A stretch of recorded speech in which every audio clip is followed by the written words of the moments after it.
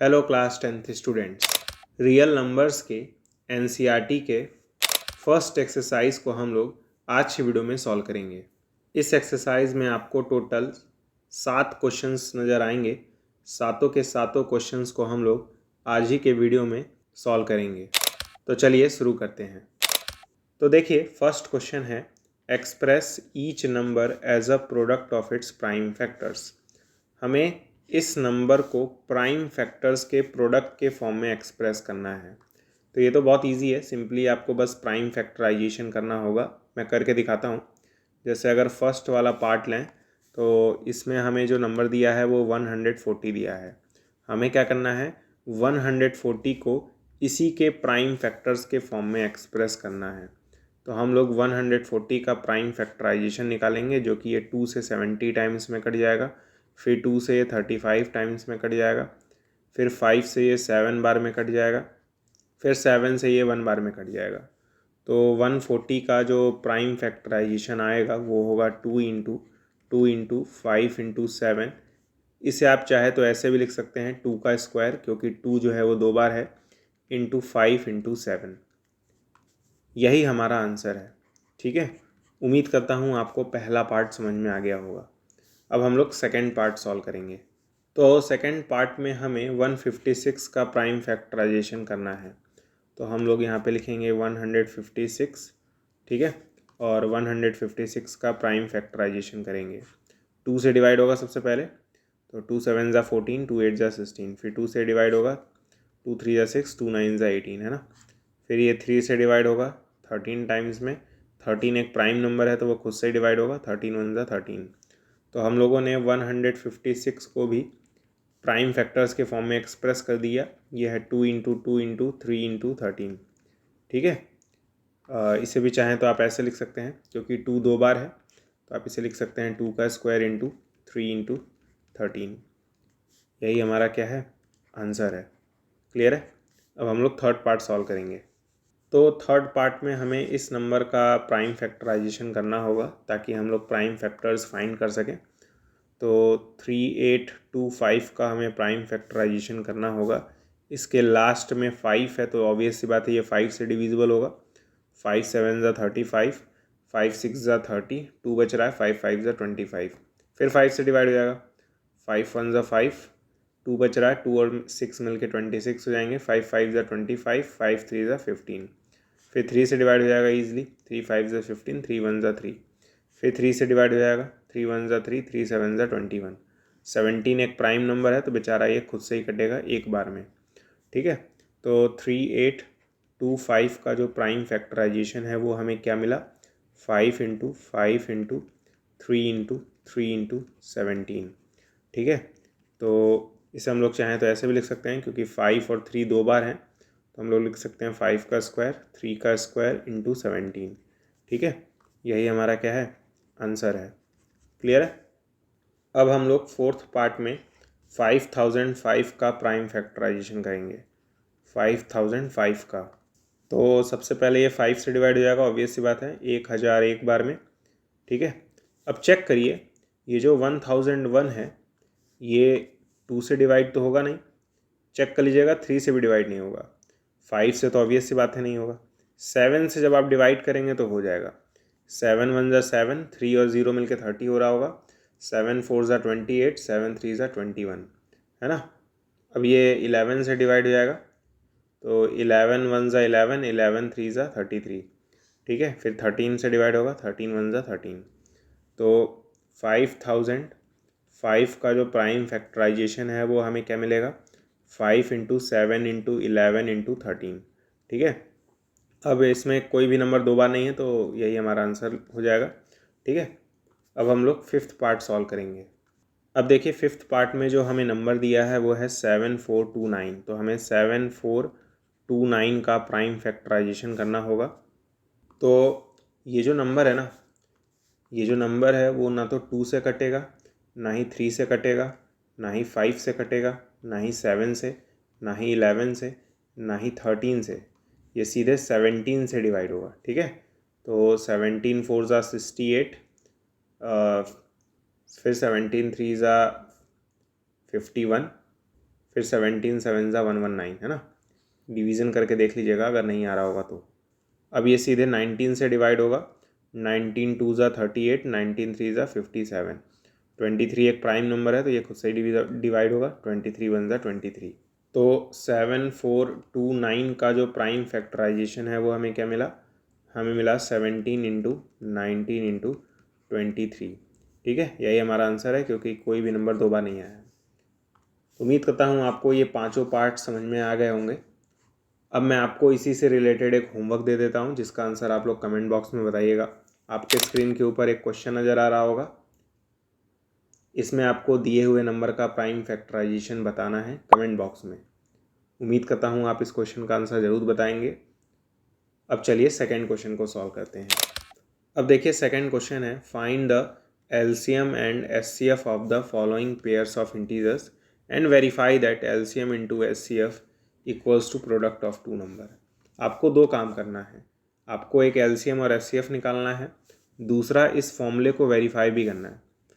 ठीक है, फॉर्मूला क्या होता है कि LCM और SCF को जब आप मल्टीप्लाई करते हैं तो इक्वल आता है product of the two numbers के। ठीक है, तो मैं जब तीनों पार्ट सॉल्व कराऊंगा ना ऑटोमेटिकली आपको समझ में आ जाएगा, चिंता करने की कोई ज़रूरत नहीं है। पहले वाले पार्ट में आपको 26 और 91 का LCM और SCF निकालना है। किसका किसका, 26 और 91 का। तो सबसे पहले आपको 26 का प्राइम फैक्टराइजेशन करना होगा। तो यहाँ पे मैं लिखूँगा 26 और सीधी सी बात है ये पहले 2 से डिवाइड हो जाएगा, 2 1 ज़ा 2, 2 3 ज़ा 6, फिर ये 13 से डिवाइड हो जाएगा क्योंकि 13 एक प्राइम नंबर है, 13 1 ज़ा 13। फिर 91 का प्राइम फैक्टराइजेशन करेंगे। ठीक है, तो 13 के टेबल में 91 आता है तो 13 7 ज़ा 91, 7 1 ज़ा 7। ठीक है, तो 26 का प्राइम फैक्टराइजेशन हमें क्या मिला, हमें मिला 2 इंटू 13। और 91 का हमें प्राइम फैक्टराइजेशन क्या मिला, हमें 91 का प्राइम फैक्टराइजेशन मिला 13 इंटू 7। SCF निकालना बहुत ईजी होता है। SCF निकालने के लिए बस आपको देखना होता है कि इन दोनों में कॉमन क्या है। ठीक है, तो फिलहाल क्लियरली दिख रहा होगा कि इन दोनों में 13 कॉमन है ना, 13 कॉमन है, तो आपका जो SCF है वो 13 हो जाएगा। ठीक है, अगर इन दोनों में कुछ भी कॉमन नहीं होता, अगर इन दोनों में कुछ भी कॉमन नहीं होता उस केस में SCF 1 हो जाता। जब कुछ भी कॉमन नहीं मिलेगा तो SCF 1 हो जाएगा, दिमाग में रखिएगा ये वाली बात। ठीक है, अब देखिए थोड़ा सा LCM निकालना ट्रिकी होता है। LCM निकालना थोड़ा सा ट्रिकी होता है, इसी में लोग गलती करते हैं। LCM निकालने का तरीका मैं बता रहा हूँ, बहुत ध्यान से सुनिएगा। LCM निकालते वक्त ध्यान दीजिए कौन कौन से नंबर्स आए थे प्राइम फैक्टराइजेशन करते वक्त।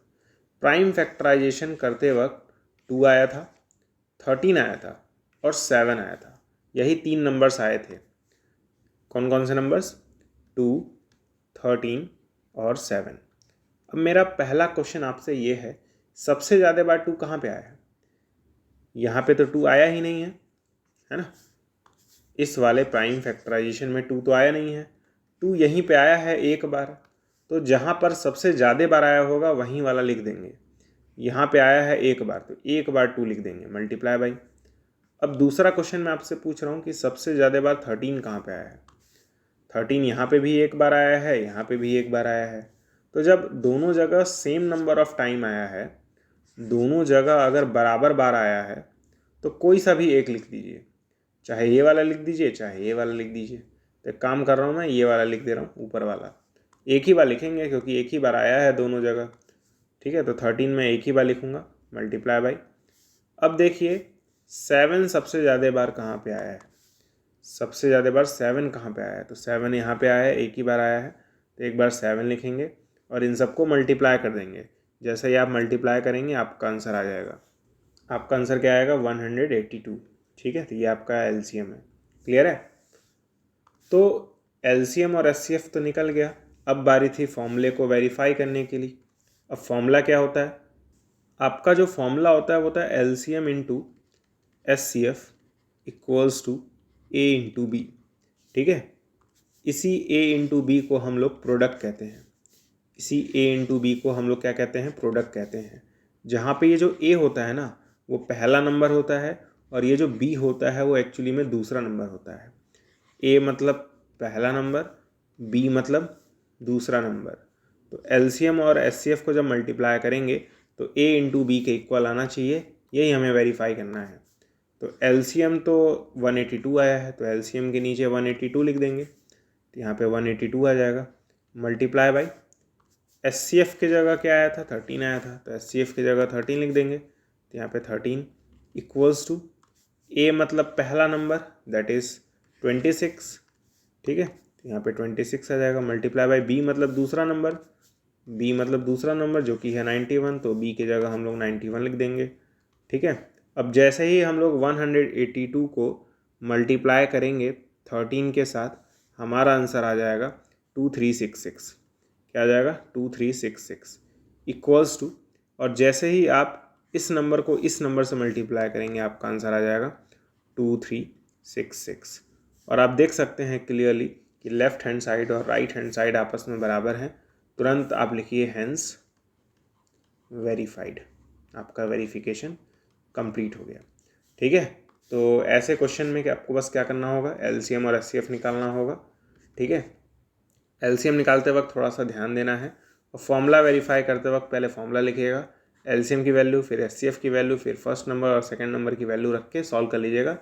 अगर दोनों साइड बराबर नंबर्स आएंगे तो इसका मतलब वेरिफिकेशन सही है, ठीक है। अब हम लोग सेकंड नंबर का क्वेश्चन सॉल्व करेंगे। तो सेकंड वाले में हमें 510 और 92 का एलसीएम और एचसीएफ निकालना है। किसका किसका हमें निकालना है, 510 और 92 का। तो सबसे पहले फिर से वही काम, 510 का हमें प्राइम फैक्टराइजेशन करना होगा, जो कि बहुत ईजी है, ठीक है। अगर आप 17 से डिवाइड करें तो 17 3 ज़ा 51 होता है और 0 हो जाएगा, फिर ये 3 से 10 बार में कट जाएगा, और 10 तो जानते ही आप 2 से कटता है 5 बार में, या फिर 5 से 5 एक बार में कट जाता है, ठीक है। फिर 92 का हम लोग प्राइम फैक्टराइजेशन करेंगे, किसका, 92 का। तो ये 2 से कटेगा 4 और 6 बार में, फिर 2 से कटेगा 23 बार में। 23 एक प्राइम नंबर है तो 23 खुद से ही डिवाइड होगा, ठीक है, एक बार में। एटलीस्ट आपको कम से कम 50 तक के प्राइम नंबर्स याद होने चाहिए। अगर आपको ये पता ही नहीं होगा कि 23 एक प्राइम नंबर है तो फिर आप एग्ज़ाम में क्वेश्चन सॉल्व नहीं कर पाएंगे, ठीक है। तो अभी हम लोगों ने 510 का प्राइम फैक्टराइजेशन देखा, जो कि आया था 17 इंटू 3 इंटू 2 इंटू 5, है ना।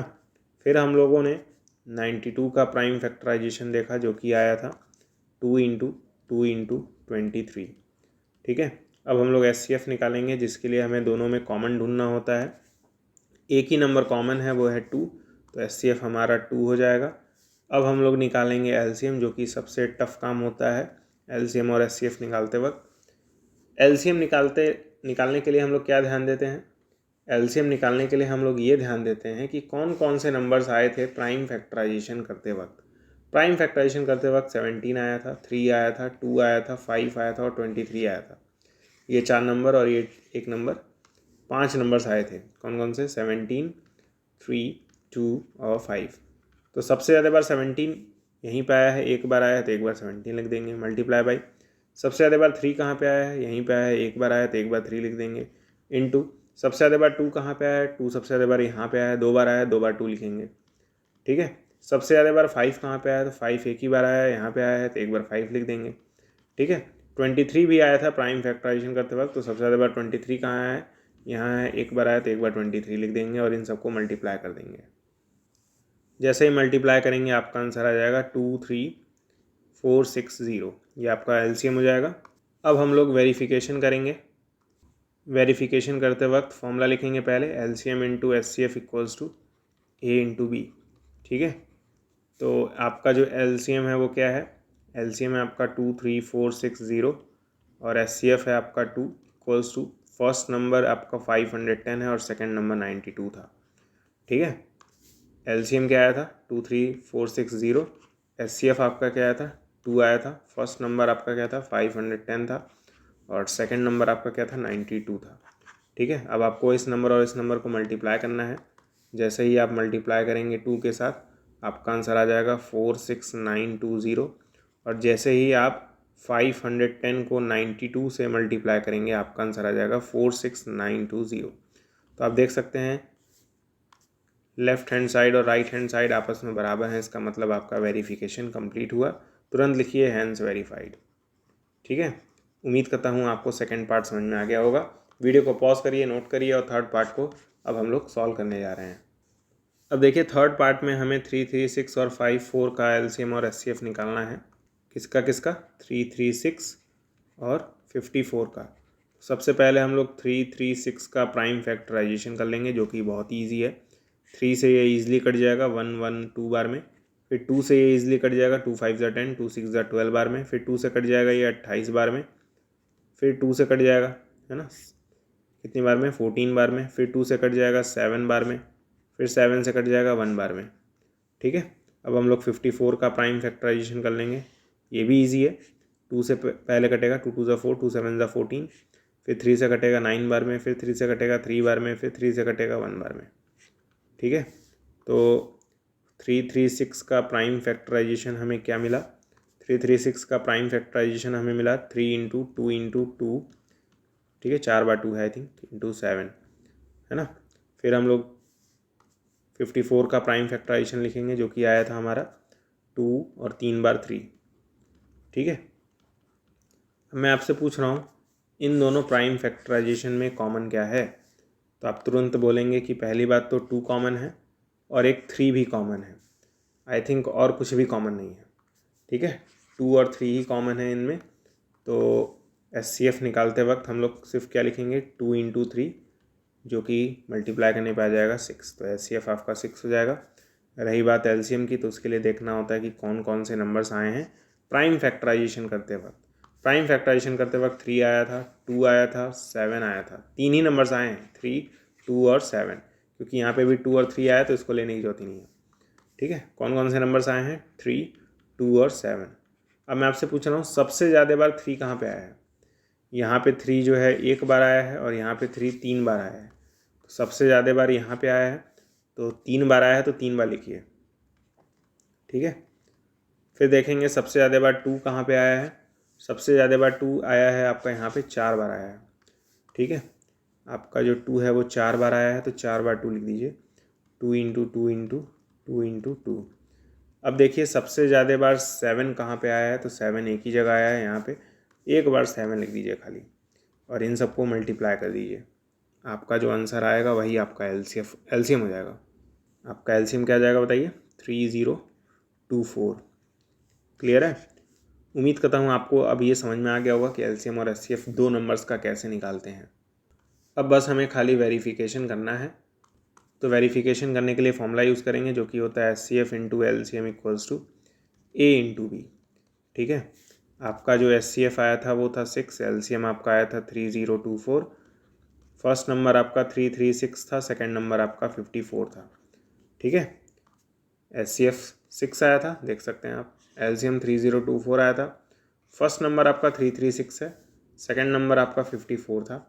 अब 6 और जब 3024 को मल्टीप्लाई करेंगे आपका आंसर क्या आ जाएगा बताइए? आपका आंसर आ जाएगा 18144।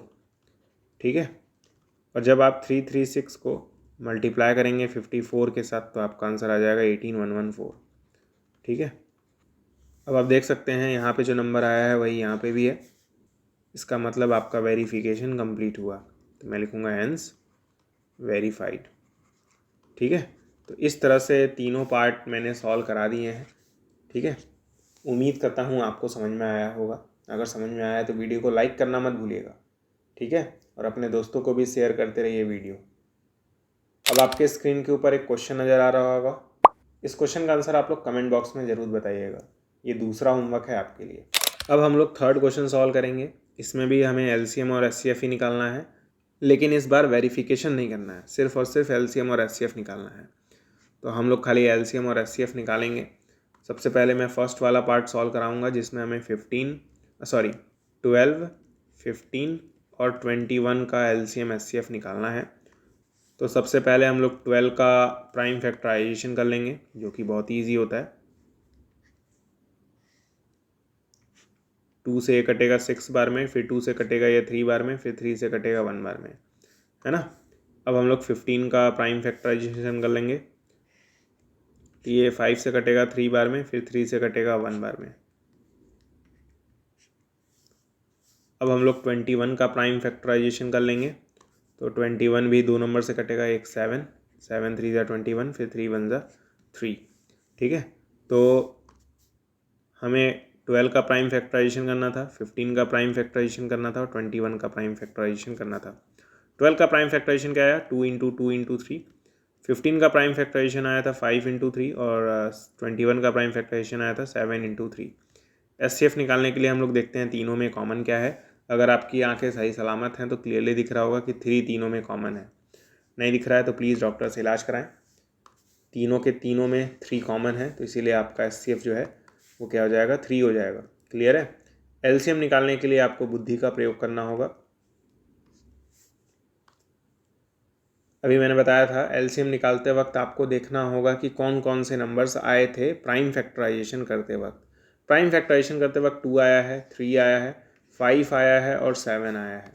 कौन कौन से नंबर्स आए हैं, 2 3 5 और 7। सबसे ज़्यादा बार 2 कहाँ पे आया है, सबसे ज़्यादा बार 2 यहाँ पे आया है, 2 बार आया है, 2 बार 2 लिख दीजिए।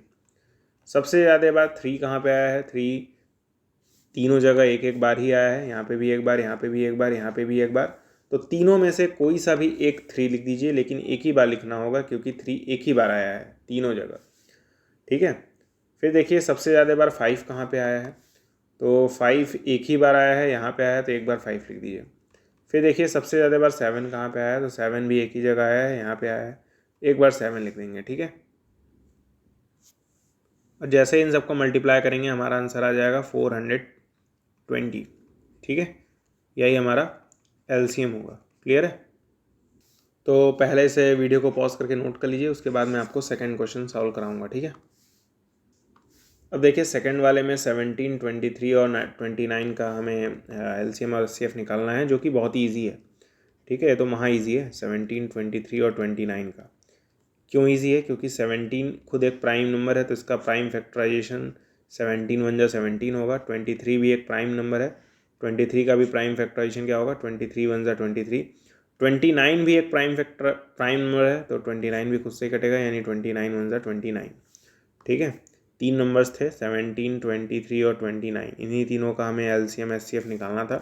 17 का प्राइम फैक्टराइजेशन 17 आया, 23 का प्राइम फैक्टराइजेशन 23 आया, 29 का प्राइम फैक्टराइजेशन 29 आया।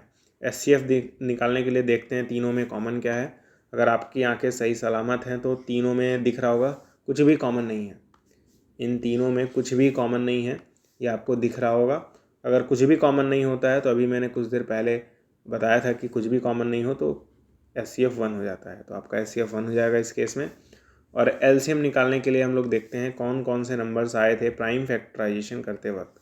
प्राइम फैक्टराइजेशन करते वक्त 17 आया था, 23 आया था, 29 आया था। ठीक है, प्राइम फैक्टराइजेशन करते वक्त क्या क्या नंबर्स आए थे, 17, 23 और 29।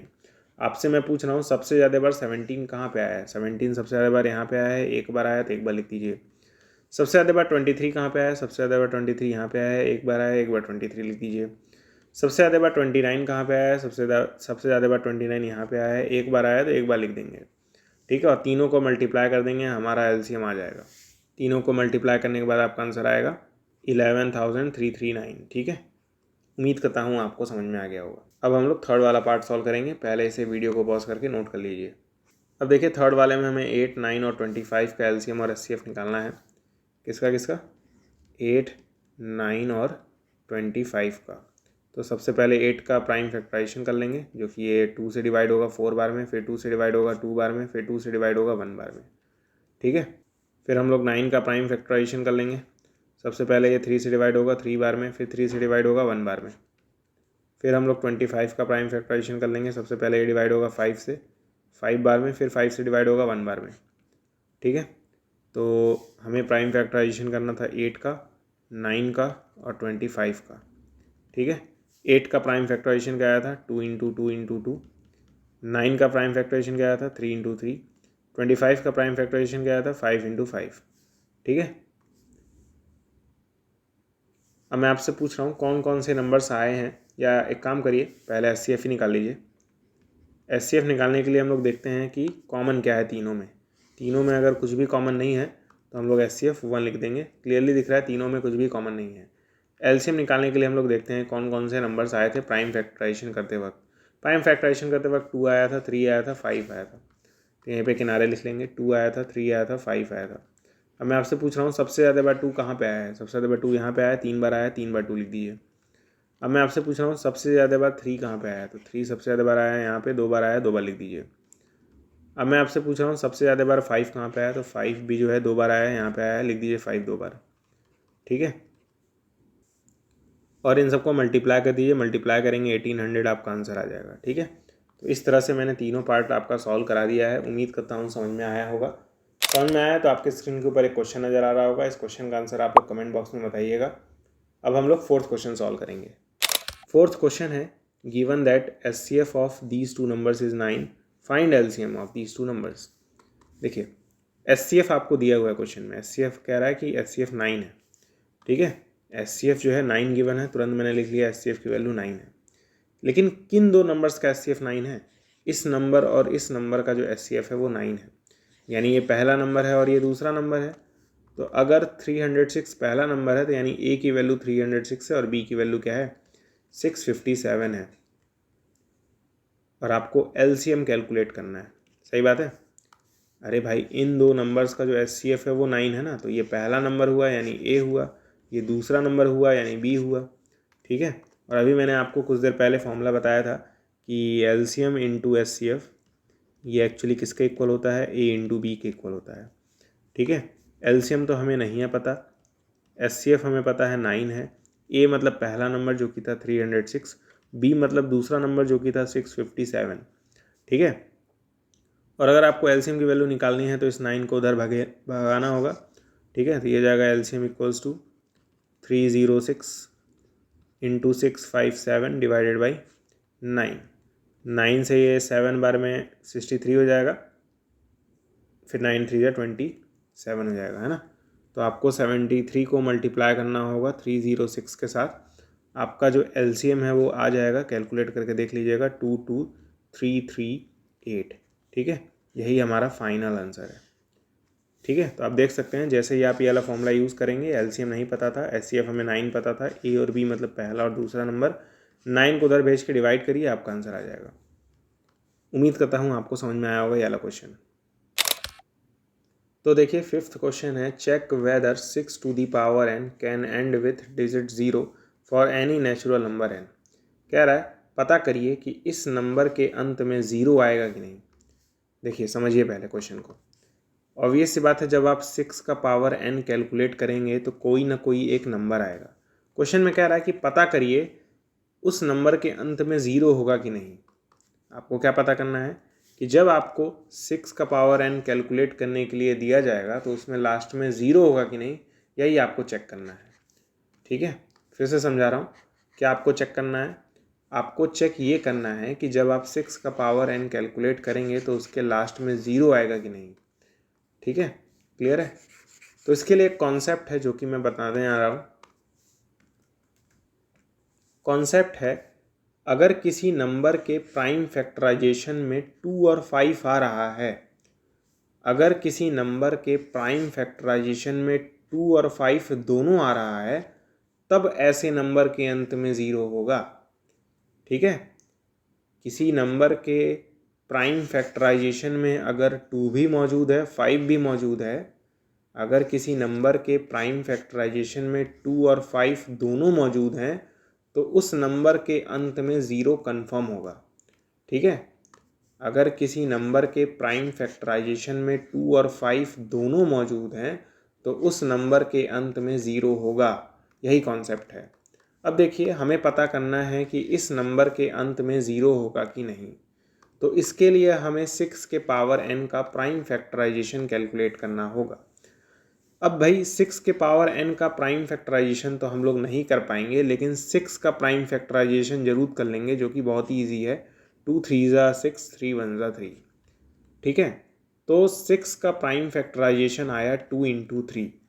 लेकिन लेकिन लेकिन हमें 6 के पावर n का प्राइम फैक्टराइजेशन चाहिए। हमें इस नंबर का प्राइम फैक्टराइजेशन चाहिए, 6 का नहीं चाहिए। लेकिन 6 के पावर n में और 6 में ज़्यादा अंतर नहीं है।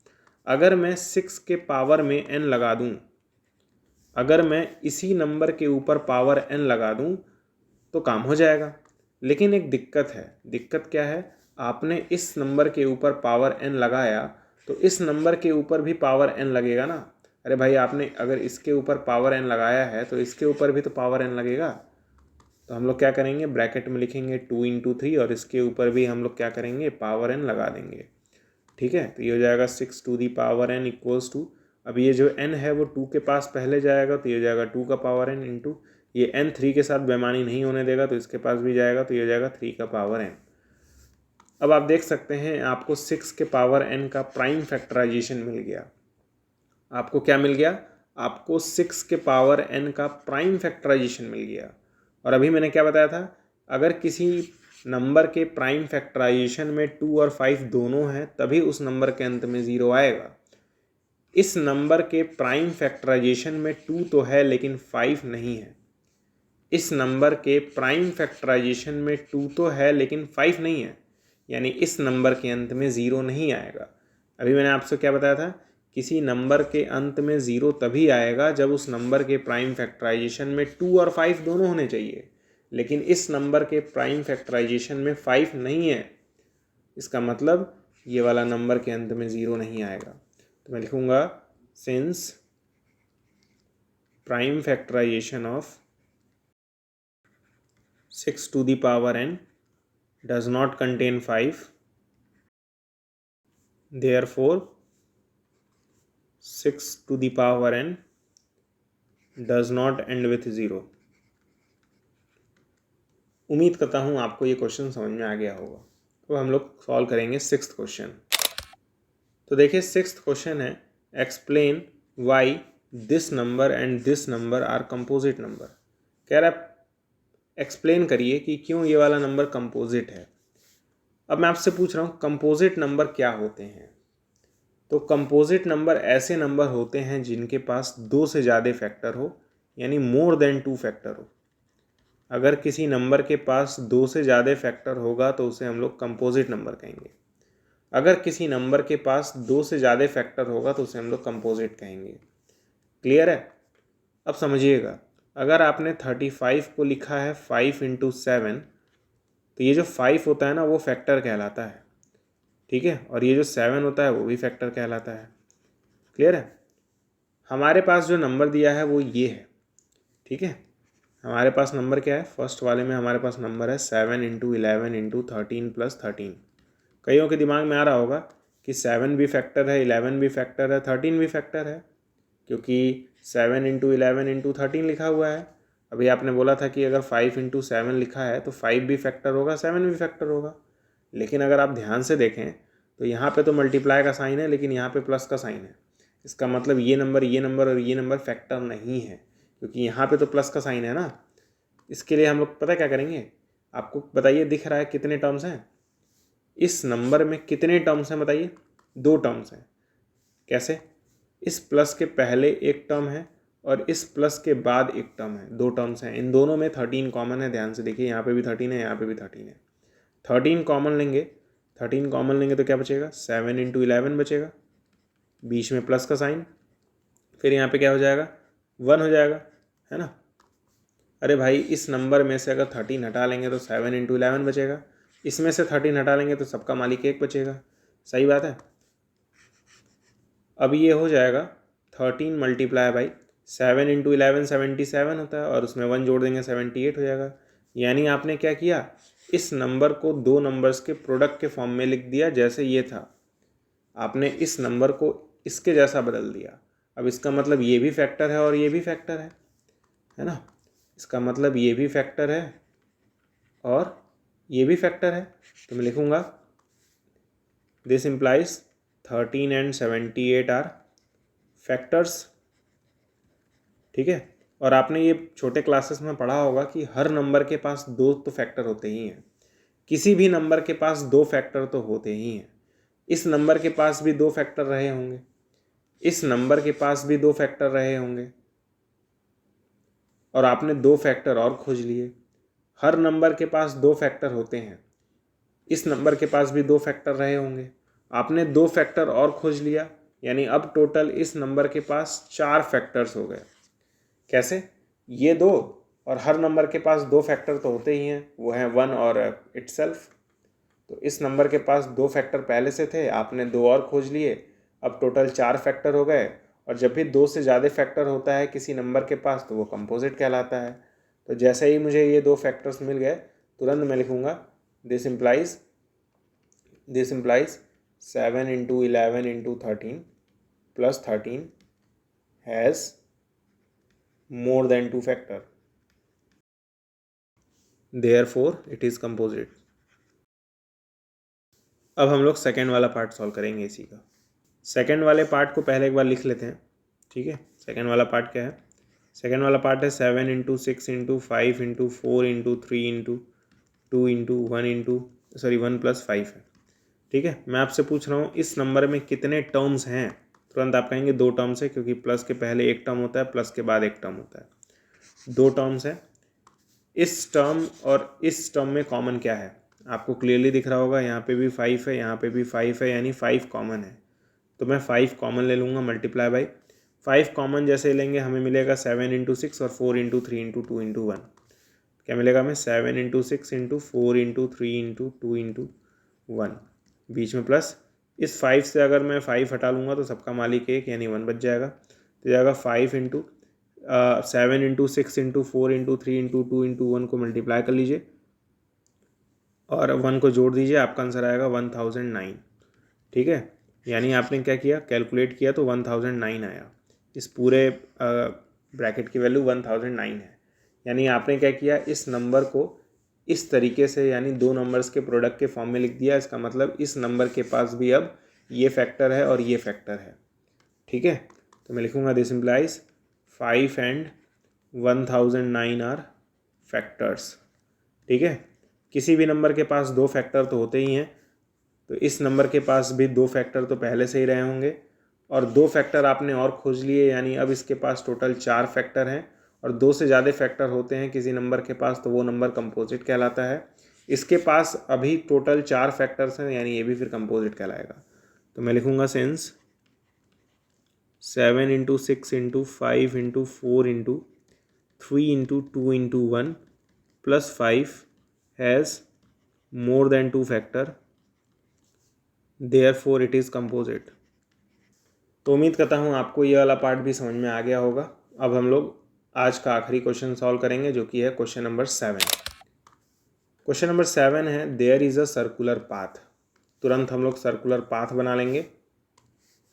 तो ये रहा आपका सर्कुलर पाथ, इसे हम लोग सर्कुलर पाथ कहते हैं, जो कि एक स्पोर्ट्स फील्ड के अराउंड बना हुआ है, ठीक है। ये आपका क्या है, स्पोर्ट्स फील्ड है, क्लियर है। इसके आसपास एक सर्कुलर पाथ बना हुआ है ताकि कोई साइकिल वाइकिल चला सके। अब इस सर्कुलर पाथ पर सोनिया जो है 18 मिनट लगा रही है एक चक्कर लगाने में। सोनिया जो है 18 मिनट लगा रही है एक चक्कर लगाने में। तुरंत मैं यहाँ पे लिख दूंगा सोनिया कितना टाइम लगा रही है एक चक्कर लगाने में, 18 मिनट का टाइम लगा रही है, क्लियर है। वहीं पे एक और लड़का है रवि, जो कि इसी फील्ड का एक चक्कर लगाने में 12 मिनट लगा रहा है। रवि जो है इसी फील्ड का एक चक्कर लगाने में 12 मिनट लगा रहा है, क्लियर है।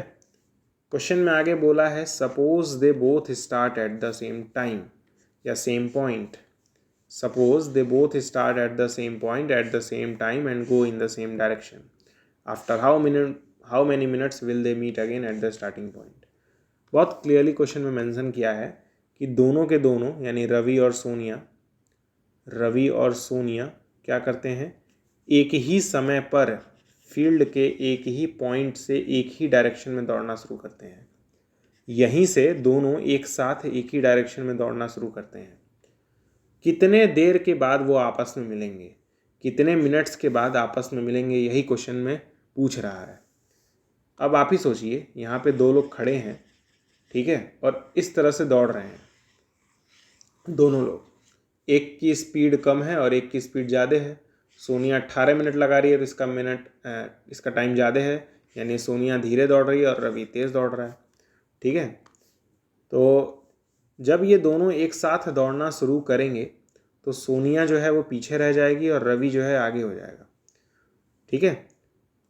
तो सपोज़ करिए से सोनिया चलते चलते यहाँ तक पहुँची है, तब तक रवि शायद यहाँ तक पहुँच गया हो। जब तक सोनिया यहाँ तक पहुँचेगी तब तक हो सकता है रवि जो है इसके और पास आ गया हो, है ना। तो कहने का मतलब ये है कि अगर दोनों लोग बिना रुके भागते रहे इस सर्कुलर फील्ड में, मिलेंगे बहुत बार, मिलेंगे कई बार, क्योंकि रवि जो है वो तेज़ दौड़ रहा है तो सोनिया को बार बार ओवरटेक कर लेगा। रवि जो है वो तेज़ दौड़ रहा है तो सोनिया को क्या कर लेगा, वो बार बार ओवरटेक कर लेगा। तो जब ये दोनों लोग एक ही डायरेक्शन में भागना शुरू करेंगे, और सपोज करिए ये ज़िंदगी भर भागते ही रहे, मिलेंगे कई बार। पहली बार मिलेंगे, दूसरी बार मिलेंगे, तीसरी बार भी मिलेंगे, चौथी बार भी मिलेंगे और पांचवी बार भी मिलेंगे, मिलेंगे कई बार। लेकिन जब पहली बार मिलेंगे तो सबसे कम टाइम लगेगा, और क्वेश्चन में यही पूछा है पहली बार आपस में कब मिलेंगे, after how many minutes they will meet at the starting point. पहली बार आपस में कब मिलेंगे, शुरू में तो चलना शुरू किए, जब उसके बाद दौड़ना शुरू करेंगे तो पहली बार आपस में कब मिलेंगे। तो जब पहली बार मिलेंगे तो सबसे कम टाइम लगेगा ना, दूसरी बार मिलेंगे तो थोड़ा सा टाइम और लगेगा, तीसरी बार में तो और भी ज़्यादा टाइम लगेगा। तो अगर पहली बार में सबसे कम टाइम लगेगा और अगर हमें पहली बार वाला ही आंसर निकालना है, तो यहाँ पे पहली बार में लेस वाली फीलिंग आ रही है कि नहीं, बताइए। जब पहली बार मिलेंगे तो सबसे कम टाइम लगेगा ना। अब दो ही चीज़ जनरली निकालनी होती है, या तो एलसीएम निकालना होता है या तो एचसीएफ निकालना होता है। एल का मतलब लोवेस्ट होता है और एच का मतलब हाईएस्ट होता है, ठीक है। और जब पहली बार मिलेंगे तो सबसे कम टाइम लगेगा यानी लेस टाइम लगेगा, यानी लोवेस्ट टाइम लगेगा, और लोवेस्ट टाइम लगेगा तो एलसीएम निकालना होगा, सिंपल। यानी इस क्वेश्चन में हमें एलसीएम निकालना होगा इन दो नंबर्स का। तो इतना तो हमें मालूम चल गया कि हमें निकालना क्या है, एलसीएम निकालना है। तो उसके लिए हम लोग 18 और 12 का प्राइम फैक्टराइजेशन कर लेंगे। 18 का प्राइम फैक्टराइजेशन क्या हो जाएगा, 2 9 ज़ा 18, 3 3 ज़ा 9, 3 1 ज़ा 3, ठीक है। और 12 का प्राइम फैक्टराइजेशन क्या हो जाएगा, ये हो जाएगा 2 6 ज़ा 12, 2 3 ज़ा 6, 3 1 ज़ा 3। क्लियर है। तो 18 का प्राइम फैक्टराइजेशन आया 2 इंटू 3 इंटू 3, और 12 का प्राइम फैक्टराइजेशन आया 2 इंटू 2 इंटू 3। कौन कौन से नंबर्स आए हैं प्राइम फैक्टराइजेशन करते वक्त, 2 और 3 ही आए हैं, दो ही नंबर्स आए हैं। तो एलसीएम निकालते वक्त हम लोग देखते हैं कि सबसे ज़्यादा बार 2 कहाँ पे आया है, सबसे ज़्यादा बार 2 यहाँ पे आया, दो बार आया, दो बार 2 लिख दीजिए। अब मैं आपसे पूछ रहा हूँ सबसे ज़्यादा बार 3 कहाँ पे आया है, सबसे ज़्यादा बार 3 यहाँ पे आया है, तो 3 भी दो बार लिख दीजिए, मल्टीप्लाई कर दीजिए, 36 आएगा। तो 36 मिनट्स के बाद सोनिया और रवि आपस में मिलेंगे, 36 मिनट के बाद सोनिया और रवि आपस में मिलेंगे। क्लियर है। तो पहली बार आपस में वो 36 मिनट के बाद मिलेंगे, दूसरी बार 72 मिनट के बाद, तीसरी बार 108 मिनट के बाद, चौथी बार 144 मिनट के बाद, और पाँचवीं बार 180 मिनट के बाद मिलेंगे, ठीक है। तो हमें क्योंकि पहली बार वाला ही निकालना था, और आप देख रहे हैं पहली बार में सबसे कम टाइम लग रहा है, और अगर सबसे कम टाइम लग रहा है यानी लोवेस्ट का फीलिंग आ रहा है, लोवेस्ट का फीलिंग आ रहा है तो एलसीएम निकालेंगे और हमारा आंसर आ जाएगा। उम्मीद करता हूँ आपको ये क्वेश्चन समझ में आया होगा। इस एक्सरसाइज की 2 से 3 बार प्रैक्टिस कर लीजिए, क्योंकि इस एक्सरसाइज से कोई 1 से 2 क्वेश्चन जरूर आएंगे आपके बोर्ड एग्जाम में, ठीक है। और अगर आपको इस चैप्टर के ऊपर और भी अच्छे क्वेश्चन सॉल्व करने हैं, जैसे RD शर्मा या RS अग्रवाल के, तो उसके लिए आपको कुछ नहीं करना है, आपको सिंपली मेरे चैनल पे जाना है, आइलर्स बैच क्लास 10th का प्लेलिस्ट सेव कर लेना है। जैसे ही आप उस प्लेलिस्ट को ओपन करेंगे, आपको हर एक एक्सरसाइज के डिटेल्ड सॉल्यूशंस मिल जाएंगे, ठीक है। मतलब वहाँ पे मैंने बहुत सारे क्वेश्चन सॉल्व कराए हैं जो कि आपके बोर्ड एग्जाम्स के लिए बहुत इंपॉर्टेंट है। तो अगर आप ज्वाइन करना चाहते हैं, जो कि एब्सोल्युटली फ्री है, तो आप कर सकते हैं आइलर्स बैच ज्वाइन। आप हर एक वीडियो फ्री में देख पाएंगे। और उम्मीद करता हूँ आपको आज का वीडियो समझ में आया होगा। समझ में आया है तो वीडियो को लाइक करना मत भूलिएगा, चैनल को सब्सक्राइब करना मत भूलिएगा, और अपने दोस्तों को भी ये वाला वीडियो शेयर ज़रूर करिएगा। मिलते हैं अगले एक्सरसाइज में, तब तक के लिए गुड बाय।